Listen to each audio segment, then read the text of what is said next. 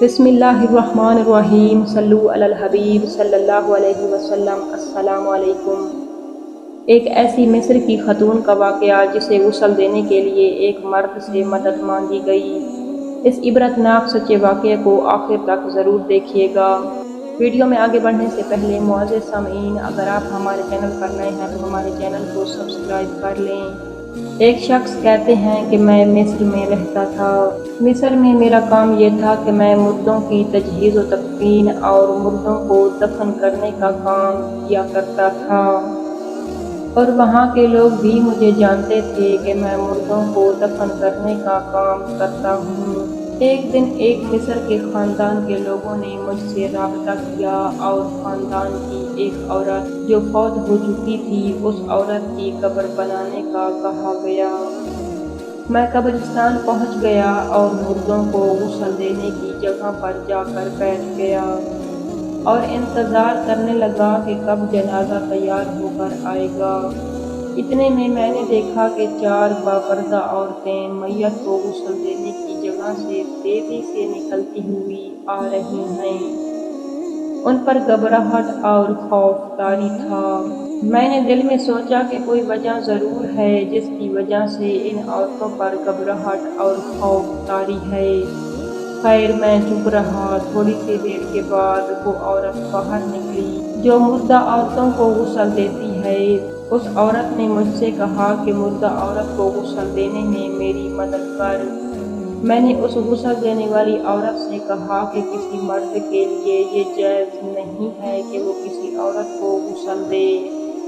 اس غسل دینے والی عورت نے مجھ سے کہا کہ میت کا جسم بہت وزنی ہے، جو عام طور پر میت کا وزن اتنا بھاری نہیں ہونا چاہیے۔ جب میں نے اس غسل دینے والی عورت کو جواب نامے دیا تو وہ عورت اندر چلی گئی۔ نہیں معلوم اس عورت نے کس طرح اس مردہ عورت کو غسل دیا اور کفن پہنایا۔ پھر ہم جنازہ اٹھانے کے لیے اندر گئے۔ ہم 11 آدمی تھے۔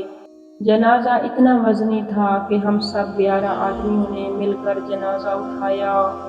جب ہم قبرستان پہنچے، جیسا کہ مصر میں رواج ہے کہ ان کی قبریں کمروں کی طرح ہوتی ہیں، وہ بلندی سے سیڑھی کے ذریعے کمرے میں اترتے ہیں جہاں مردوں کو بغیر مٹی ڈالے رکھتے ہیں۔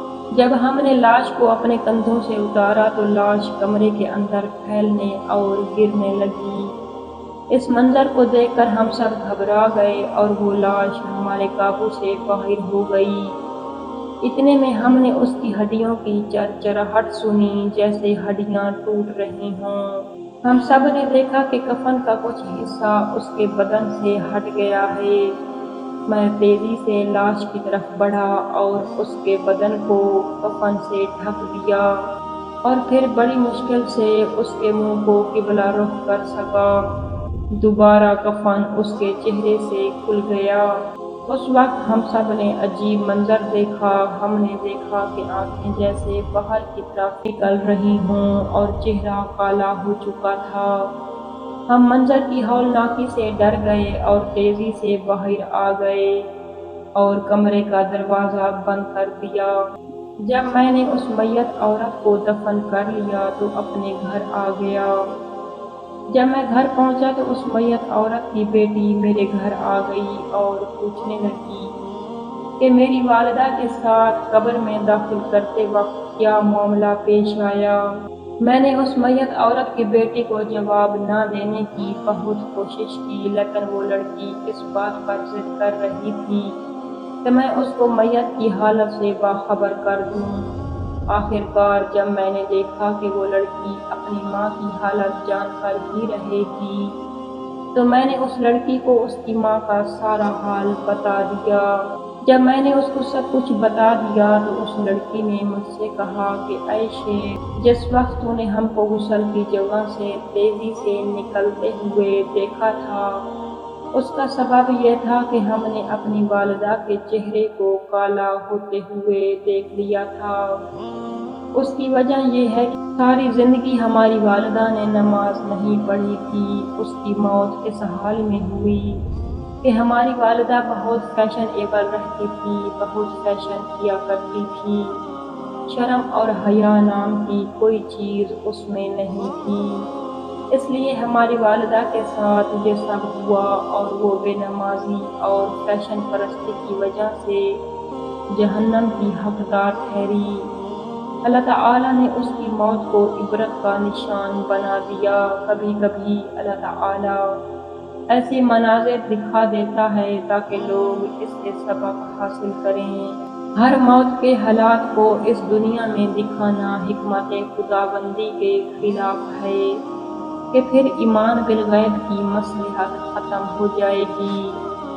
اے اسلام کی مقدس شہزادیوں، اپنے گزشتہ عادتوں کے عبرتناک انجام سے ہمیں عبرت حاصل کرنی چاہیے اور اسلام کے مطابق اپنی زندگی کو ڈھالنا چاہیے۔ فیشن پرستی سے بچنا چاہیے، لیکن اگر فیشن کرنا ہی ہے تو غیر محرموں کو دکھانے کے لیے نہیں بلکہ صرف اپنے شوہر کو دکھانے کے لیے فیشن کرنا چاہیے، اور بے پردگی سے بھی بچنا چاہیے کیونکہ اسلام نے عورت کو پردے کا حکم دیا ہے۔